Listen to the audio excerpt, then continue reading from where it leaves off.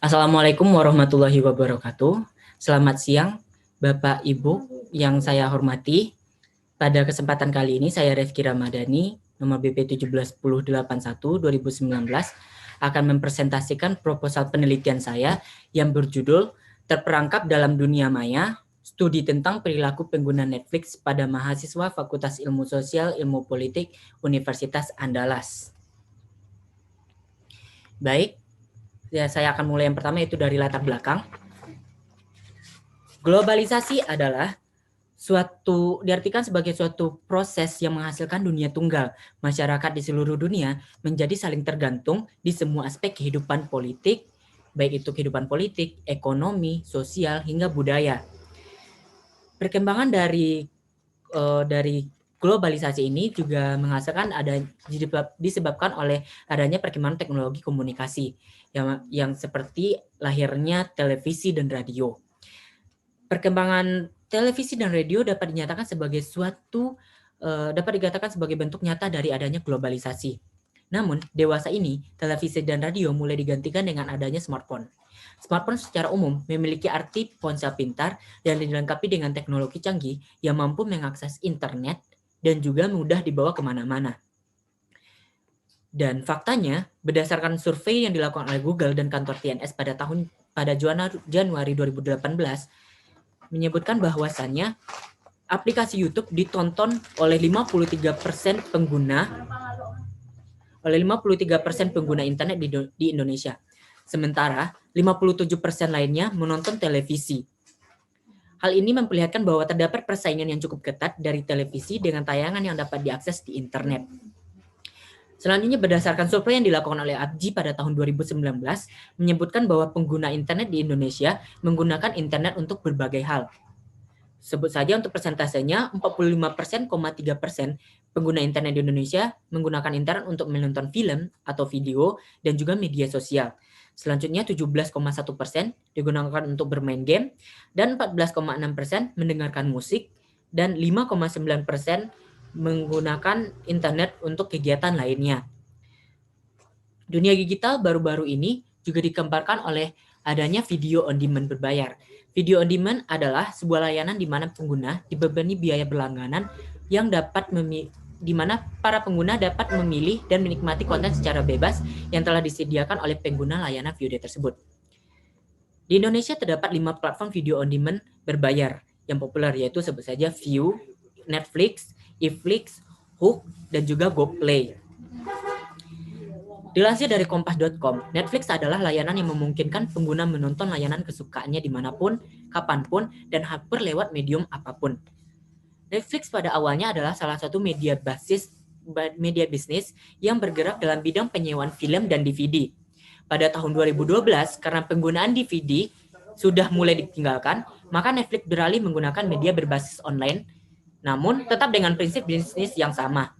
Dan pada tahun 2016, Netflix resmi membuka pelayanan hingga ke 160 negara di dunia, termasuk salah satunya di Indonesia. Berikut ini ada perbandingan jumlah pelanggan video on demand di dunia. Sebut saja ada pelanggan Netflix.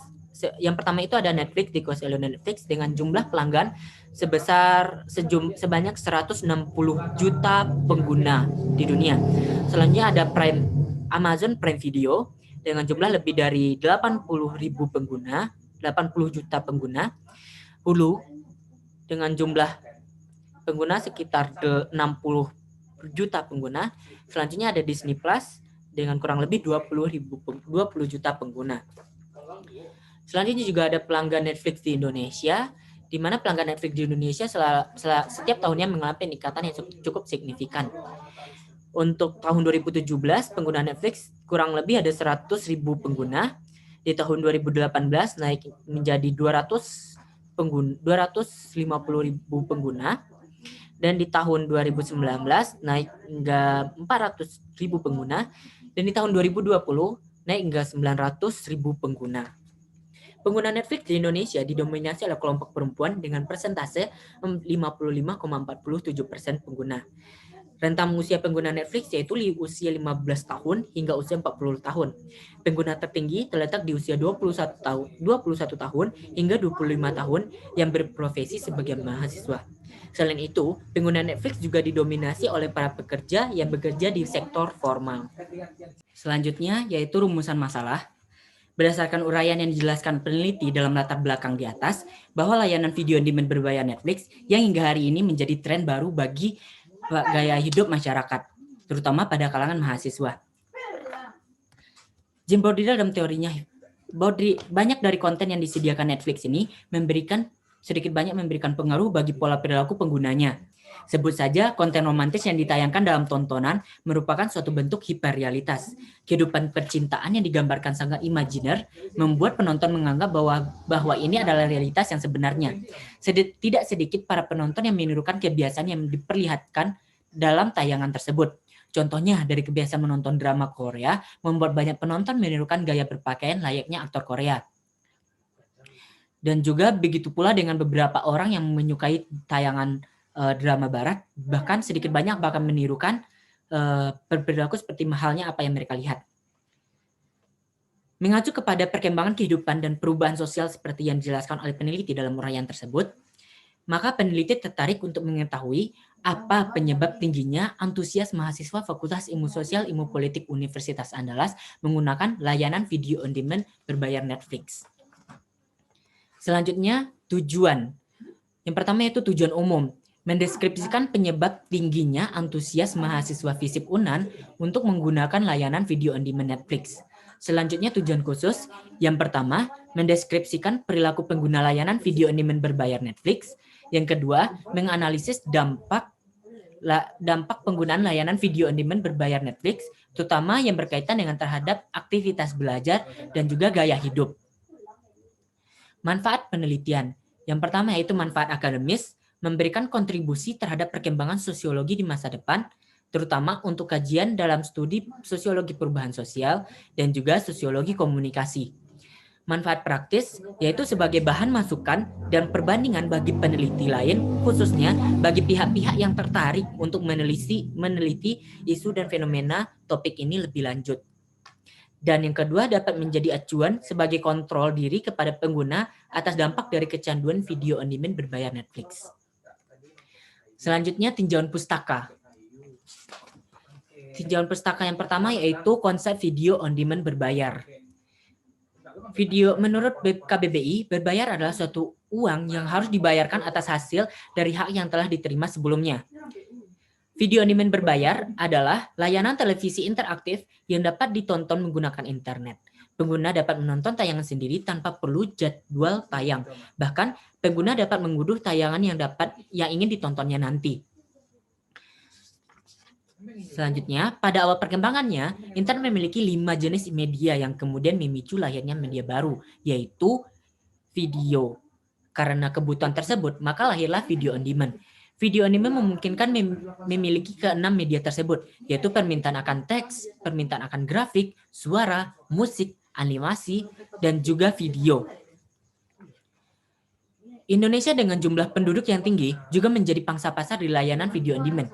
Meskipun jumlah pengguna dan penikmat layanan ini masih bergulat di kalangan anak muda, namun layanan menonton di layanan video on demand di Indonesia cukup populer dan diproyeksikan dapat menguasai pangsa hiburan tanah air.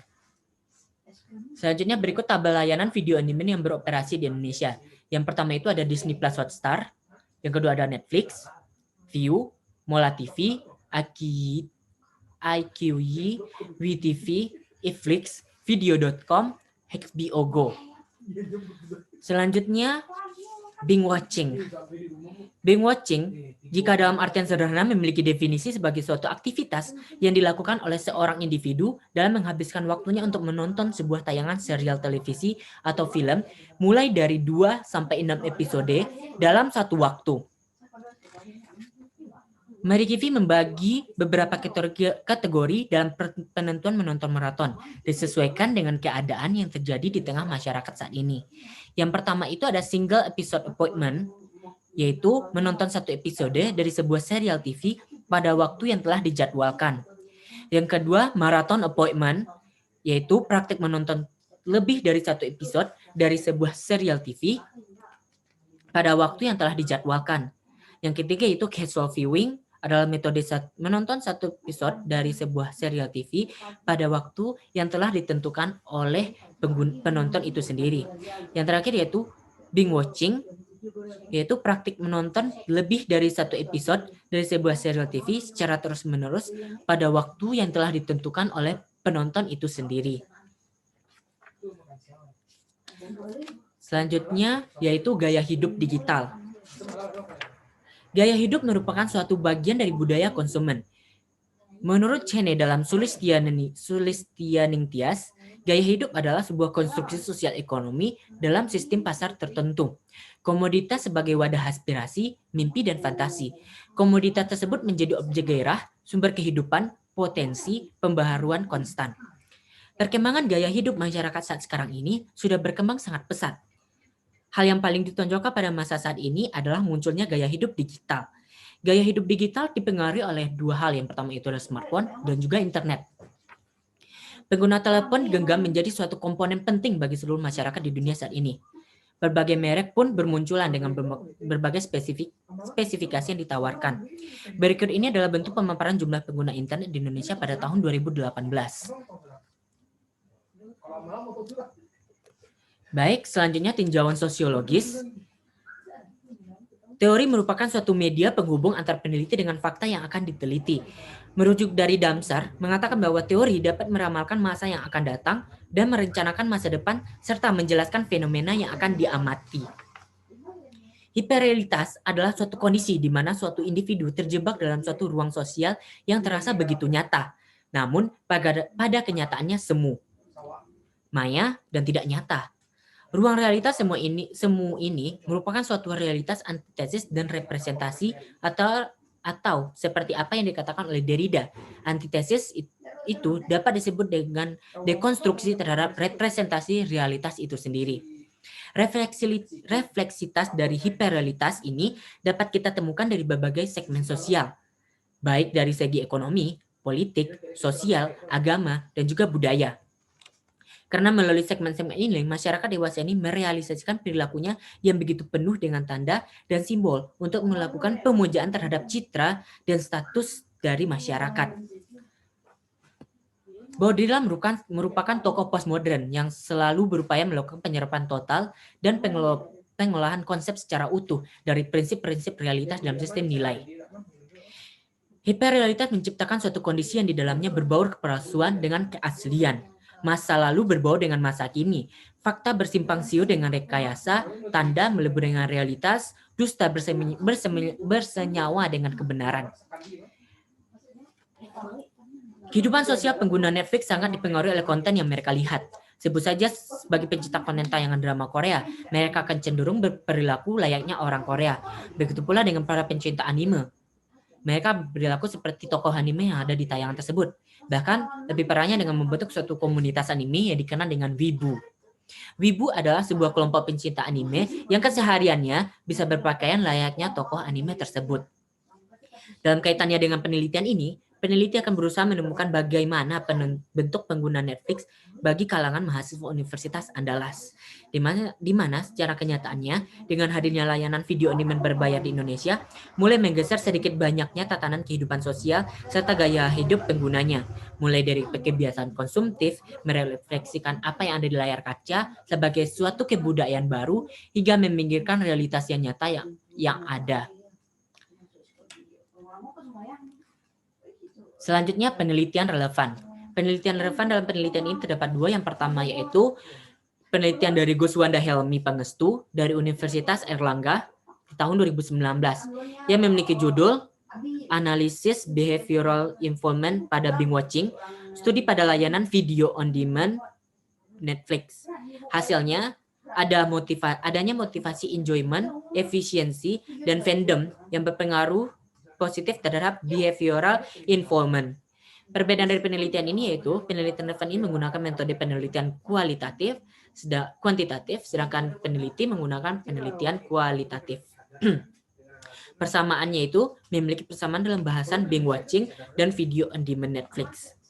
Yang kedua yaitu Alfi Hasanah Siregar di Universitas USU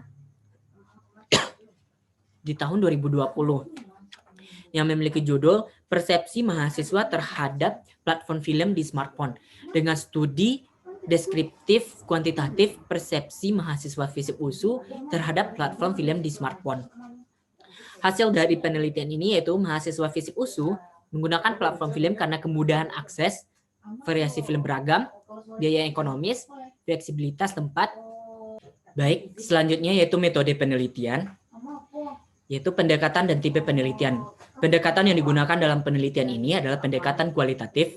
Pendekatan kualitatif adalah suatu prosedur penelitian yang menghasilkan data-data deskriptif berupa data tertulis atau lisan dari informan. Selanjutnya, tipe penelitian yang digunakan dalam penelitian ini adalah tipe penelitian deskriptif. Metode deskriptif adalah suatu metode dalam meneliti status manusia, suatu set kondisi, suatu sistem pemikiran, ataupun suatu peristiwa pada masa sekarang. Penelitian deskriptif memiliki tujuan untuk dapat mendeskripsikan atau menggambarkan berbagai kondisi sesuai dengan keadaan sebenarnya. Penelitian ini dilakukan untuk mendeskripsikan bagaimana bentuk perilaku pengguna layanan video on demand berbayar Netflix di kalangan mahasiswa FISIP UNAN. Selanjutnya, informan penelitian. Menurut Afrizal, terdapat dua kategori informan penelitian, yaitu informan pengamat dan juga informan pelaku. Kriteria informan dalam penelitian ini yaitu mahasiswa aktif FISIP Universitas Andalas angkatan 2016, 2017, 2018, dan juga 2020.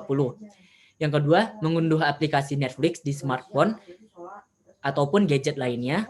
Dan yang ketiga, aktif menggunakan aplikasi Netflix minimal 3 bulan terakhir. Yang keempat, menggunakan aplikasi Netflix dengan akumulasi waktu 12 sampai 28 jam per minggunya. Selanjutnya, data yang akan diambil yaitu data primer dan juga data sekunder. Data primer adalah data yang langsung memberikan data kepada pengumpul data. Data yang didapat langsung dari seseorang atau kelompok yang diteliti dalam penelitian ini, seperti halnya dengan wawancara yang dilakukan pada informan. Yang kedua itu data sekunder, di mana dapat didapatkan melalui studi pustaka ataupun melalui jaringan internet. Selanjutnya, teknik pengumpulan data. Yang pertama, wawancara mendalam, yaitu suatu teknik pengumpulan informan dilakukan dengan cara tatap muka langsung dengan informan dengan tujuan mendapatkan informasi terkait dengan penelitian. Selanjutnya, yaitu melalui observasi. Observasi dalam penelitian ini dilakukan dengan cara turun langsung ke lapangan untuk mengamati informan melalui panca indera agar dapat memahami setiap tindakan dari informan. Alasan peneliti memilih pengumpulan data melalui wawancara mendalam dan observasi adalah untuk menentukan, mengetahui, dan menggali informasi secara lebih mendetail terkait perilaku pengguna layanan video on demand berbayar Netflix di lingkungan mahasiswa FISIP UNAN. Dalam hal ini, pengamatan yang dilakukan adalah bagaimana perilaku pengguna layanan video on demand berbayar Netflix dalam aktivitas sosialnya, baik dalam kehidupan sehari-hari maupun dalam bersosial media di dunia maya seperti Instagram dan juga Twitter. Selanjutnya, unit analisis. Unit analisis berhubungan dengan siapa dan apa yang akan diteliti dan upaya memahami permasalahan yang menjadi tujuan penelitian. Dalam penelitian sosial, hal yang paling penting adalah menentukan sesuatu yang berkaitan dengan apa dan siapa yang dipelajari. Nah, unit analisis dalam penelitian sosial dapat berupa individu ataupun kelompok sesuai dengan fokus penelitian. Dalam penelitian ini, unit analisis adalah individu yang aktif dalam menggunakan aplikasi Netflix kurang lebih 12 hingga 28 jam per minggunya. Selanjutnya, analisis data. Analisis data penelitian adalah suatu proses yang sistematis untuk menentukan bagian-bagian dan saling berkaitan antara bagian-bagian dan keseluruhan dari data yang telah dikumpulkan untuk menghasilkan klasifikasi ataupun tipologi. Aktivitas penelitian dalam penelitian kualitatif dengan demikian adalah menentukan data penting, menginterpretasikan, mengelompokkan ke dalam kelompok-kelompok tertentu, dan mencari hubungan antara kelompok-kelompok. Selanjutnya, definisi operasional konsep. Yang pertama yaitu video on demand. Video on demand adalah sistem televisi interaktif yang memfasilitasi penggunanya untuk mengontrol atau memilih sendiri program pilihan yang ingin ditontonnya. Yang kedua yaitu Netflix, adalah suatu perusahaan dan aplikasi yang bergerak di bidang pelayanan streaming digital yang bermarkas di Amerika Serikat. Mahasiswa adalah panggilan untuk seseorang yang sedang menempuh pendidikan di perguruan tinggi. Yang keempat, binge watching adalah perilaku menonton 2 atau lebih episode dari serial TV yang dilakukan dalam satu waktu. Yang kelima yaitu gaya hidup adalah bagian dari kebutuhan sekunder manusia yang bisa berubah sewaktu-waktu sesuai dengan perkembangan dan keinginan seseorang. Dunia maya yaitu media elektronik yang terkoneksi dengan jaringan komputer yang digunakan oleh seseorang untuk berkomunikasi satu arah maupun timbal balik secara daring. Lokasi dan jadwal penelitian. Dalam penelitian ini, lokasi penelitian yang diambil oleh peneliti adalah lingkungan Fakultas Ilmu Sosial dan Ilmu Politik Universitas Andalas. Selanjutnya jadwal penelitian sudah dimulai di bulan September di tahun 2020, yang dimana survei awal dan pendaftaran TOR di bulan September dan bulan Oktober 2020. Yang kedua itu bimbingan proposal yang sudah mulai di bulan Oktober hingga bulan Desember 2020. Dan seminar proposal akan dilaksanakan pada bulan Desember 2020. Penelitian lapangan yang diproyeksikan mulai dari Desember sampai Februari 2021. Dan penulisan skripsi dan juga bimbingan penulisan skripsi dimulai pada bulan Februari hingga April 2020. Dan yang terakhir ujian skripsi yang diproyeksikan dimulai dilaksanakan pada April 2021.